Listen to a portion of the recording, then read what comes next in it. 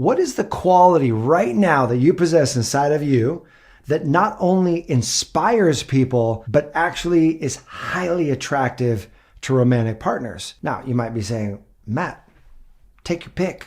I got a ton of those qualities. And while you're right, those who focus on this specific quality are the ones who actually create deeper connections in their relationships, experience more joy in their life, recover more quickly from the disappointments, and experience more fulfillment overall. Now, I know that that is a bold promise, but this is actually backed by research. So we're going to unpack what this quality is today. We're going to unpack what gets in the way and really how can we develop more of this quality in our life. There's a term for this particular quality that I absolutely love, and it's first coined by Brené Brown in this particular book called The Gifts of Imperfection. And Brené calls it living wholeheartedly.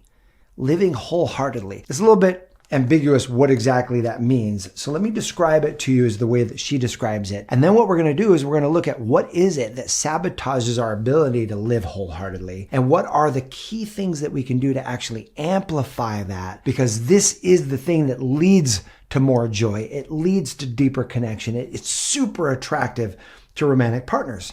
So here is what wholehearted living is. Wholehearted living is about engaging in our lives from a place of worthiness. It means cultivating the courage, compassion, and connection to wake up in the morning and think this thought: no matter what gets done or how much is left undone, I am enough. It is going to bed at night thinking, yes, I am imperfect and vulnerable and sometimes afraid, but that doesn't change the truth that I am also brave and worthy of love and belonging. What I love about this idea is this is the key that really unlocks the full expression of who we are, which is ultimately the most attractive version of you, is not the muted version where you're kind of holding back or you're limiting yourself, but you're unleashed. You're unleashed to fully express who you are and share that with the other person. I promised you we'd take a look at, well, what is it that dials these things back? What is it that sabotages wholehearted living?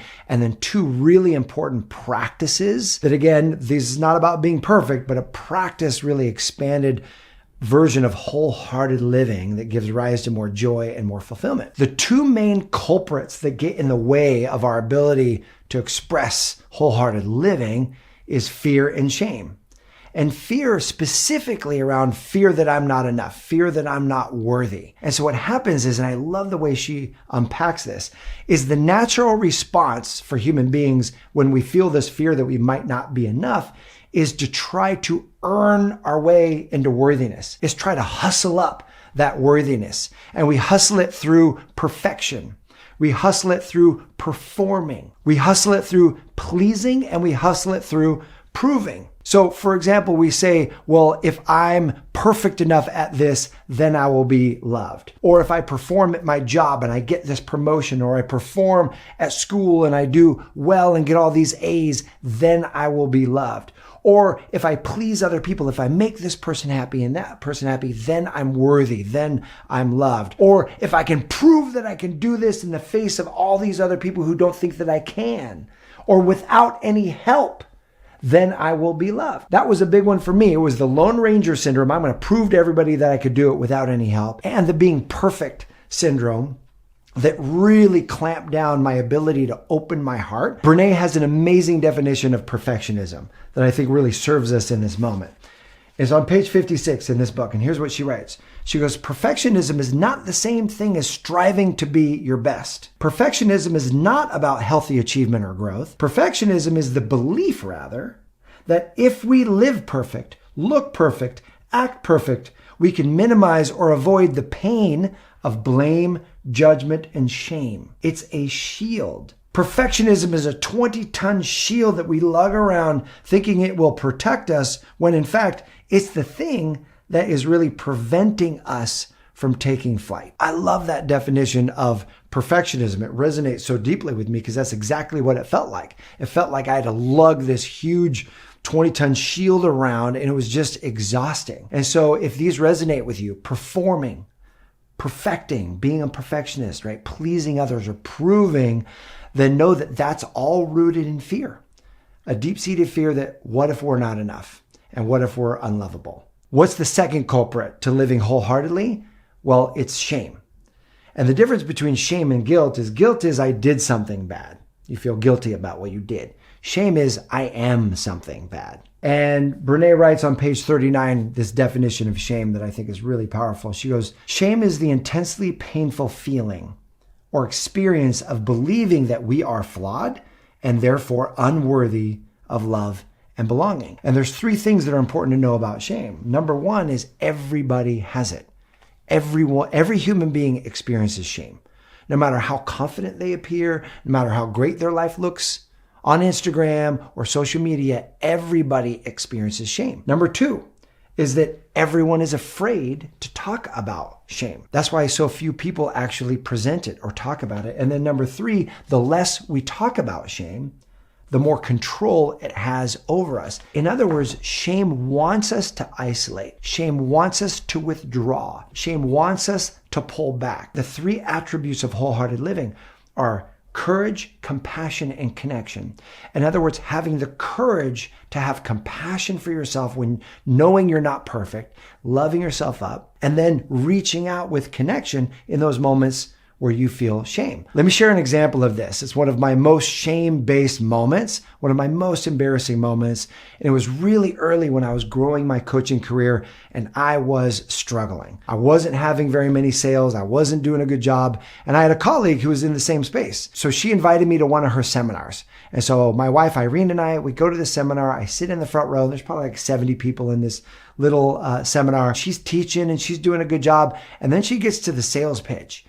And she just starts selling like gangbusters. And she's making her offer and making her pitch. And it's kind of a hard sell. Like she's really selling the heck out of us. Her sales pitch wasn't aimed at me, but I'm like feeling what the audience is feeling.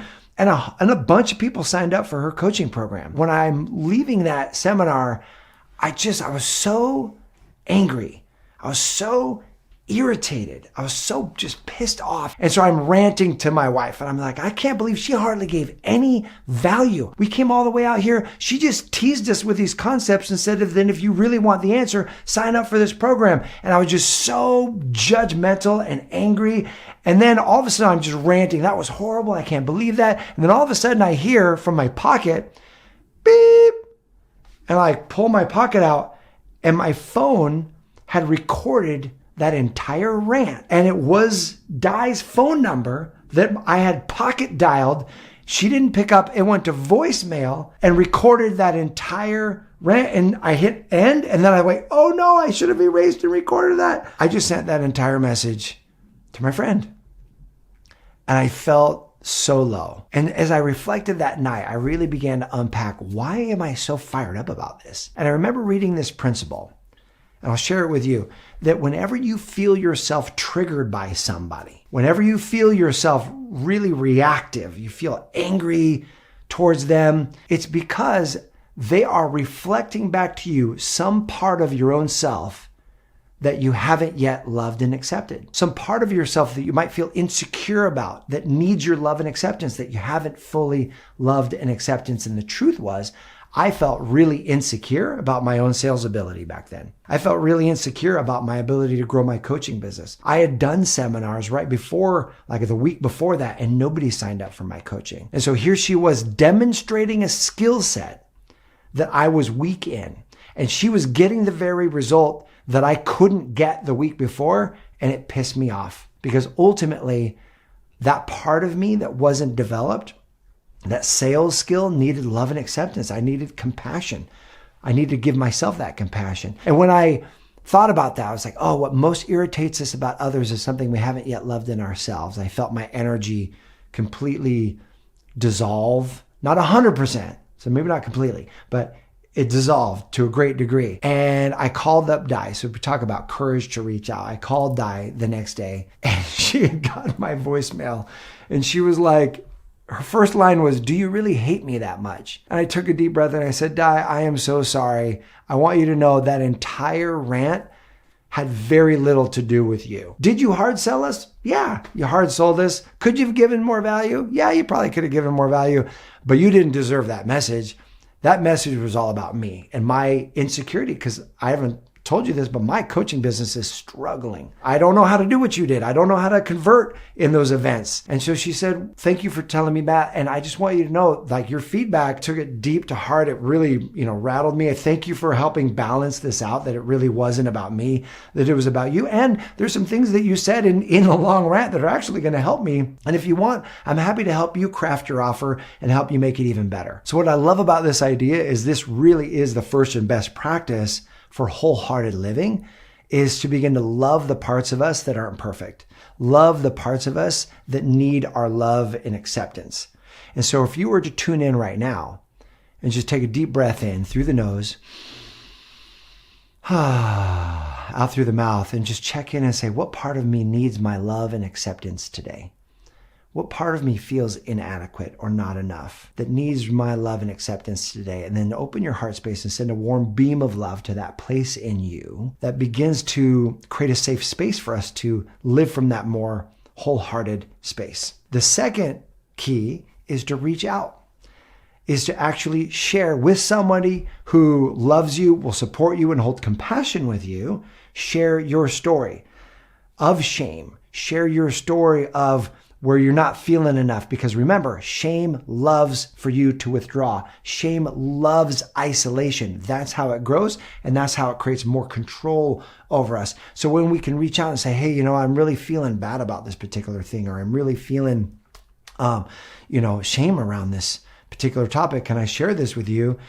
And then your friend can just hold compassion with you. That immediately begins to lift the binds and the chains and the energy of the shame. Brene writes a great example of this early in her book on page 14, where she writes, I recently saw another example of extraordinary courage, right? We talked about the courage to be seen and allow support from others when we're feeling shame. Extraordinary courage at my son Charlie's preschool. Parents were invited to attend a holiday music presentation put on by the kids. You know the scene, 25 children singing, with 50 plus parents, grandparents, and siblings in the audience, wielding 39 video cameras, their phones, the parents holding up their phones in the air, randomly snapping pictures while they scramble to make sure that their kids knew that they were there and on time. In addition to all the commotion in the audience, one 3-year-old girl who was new to the class cried her way through the entire performance because she couldn't see her mom from the makeshift stage. As it turns out, her mother was stuck in traffic and missed the performance altogether.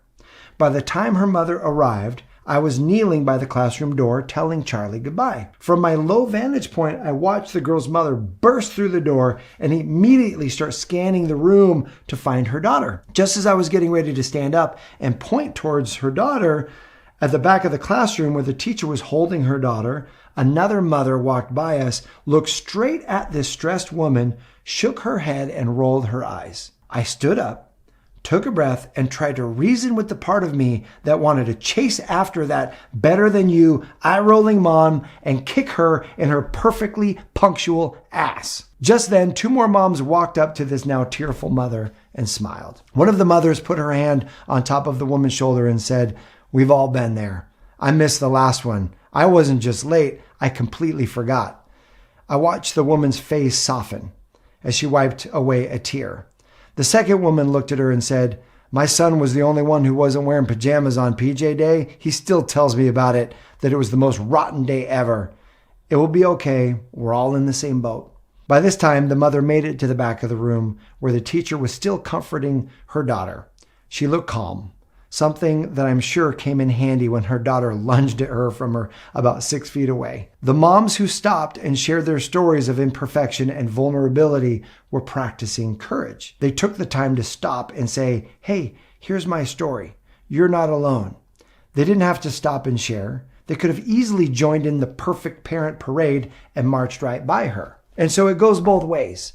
courage in our ability to hold space for somebody else and let them know that they're not enough, and courage in our own ability to reach out when we're feeling shame and reach out for that support so that shame doesn't have control over us. So as we engage in these practices and put down the shield, that 20-ton shield of perfectionism, and stop trying to prove or please or perform, and instead love ourselves for where we are, imperfections and all, and courageously reach out for support so that we don't have any shame control happening in our lives, we step into a way of being that is more wholehearted living. We give permission to ourselves to shine.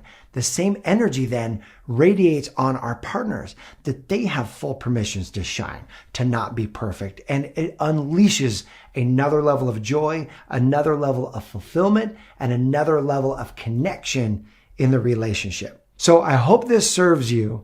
And my question to you is, if you were to release perfectionism in one area of your life, what area would you release that would serve you the most? I appreciate you. Here's to your amazing love life. Thank you so much for watching. I'll see you soon.